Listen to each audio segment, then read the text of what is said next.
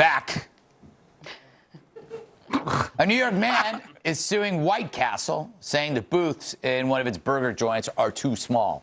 The lawsuit claims the restaurant, seen here from a news chopper. Thanks, news chopper. No children, Greg.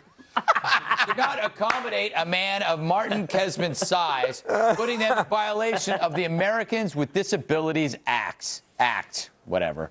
Kesman says he tried to cram his 6-foot, 290-pound frame into a seat. He slammed a metal post under the table, and, yes, he hurt his knee. And, yes, there is a picture of Kesman in the booth at White Castle, but if we wanted to use it on the show, they were going to charge us $350 for it. Yeah, I'm not kidding. I'm not kidding. So we traced it instead. It's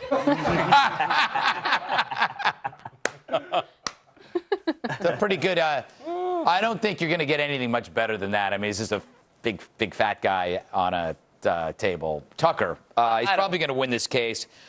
But if he's eating at White Castle, isn't it his fault? Isn't it his fault and he's feeding the problem that is enabling the lawsuit? You're not going to fool me, Greg. No? The pencil drawing, the ludicrous story, this is totally made up. This story didn't happen. This was created entirely by your diabolical cable news producers for a cable news audience. This is the perfect cable news story. It didn't happen. It is. This is actually the perfect story. Yes.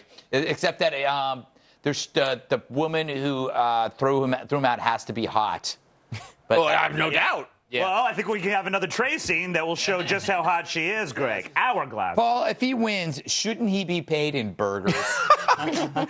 Yes, and a vasectomy so he doesn't reproduce more people like him.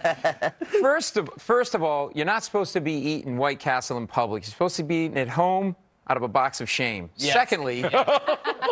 Secondly, apparently now what we have to do with our giant obese society in this country that we are is we have to rebuild all of our places now to accommodate these people. This is a good thing for our economy. It's called obesification. Jesus, I'm stealing this for tomorrow on the 5. Yeah.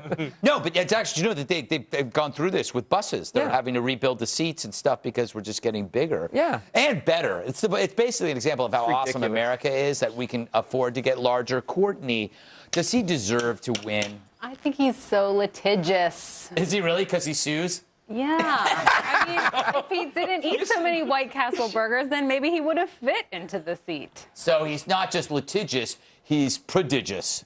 And not fatigious. No, not at all. No. Not at all. Bill, you actually eat out of the White Castle dumpster. What are the accommodations like there? Is it spacious? Well, it's funny you mentioned that because I used to live right next door to a 24-hour White Castle, worst thing ever, in East Harlem. And Paul's absolutely right.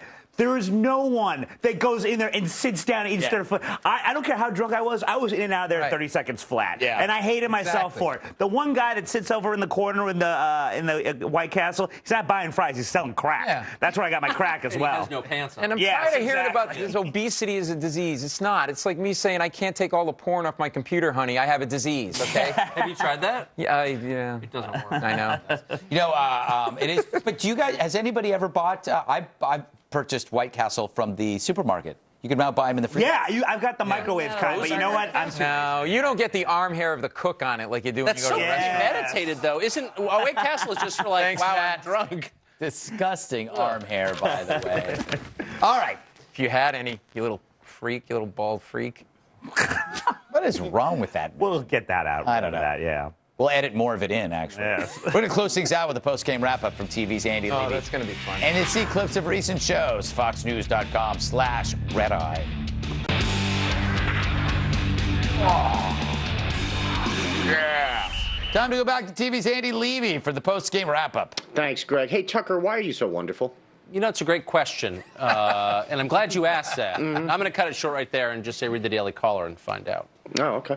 All right. Is there a specific column in the Daily Caller? No, but it just feels good to be vulgar and self-promotional. Oh, okay. All right. He has a very long torso. I mean that as a compliment. It's true, you do. Okay. Hey, look how short I am next to him. Hey, Courtney, did you have fun at the New York's Funniest Reporter competition? I did. I came in third place. You got robbed. She got robbed. Bill was in the audience. He was very proud of me. I was proud of myself because I've never done stand-up before, and there was 200 people in the audience, so it's a fear that I've conquered. Well done. He did very, very good. We were all very impressed. No, you absolutely got robbed. Yep. Oh, that's right. I forgot that you were there, Andy. Yeah, thanks. You know what? You know what? Remember me, Andy. I'm not even sure you deserve third. Way to have a personality. Yeah, right. Paul, any upcoming gigs? Did someone actually hire you to do something? Yes, I'm going to be at the Brokerage Comedy Club September 23rd and 24th, week and a half, Belmore, Long Island. You should come because it's just outside the city. We'll all take a car service together. That would be a great idea. None of us are going to follow through with. Yeah. I fully believe none of these places actually exist. Shut it. I have a following. People like me. Back to you, Greg. Yes. Well, I got nothing more to say. Thank God.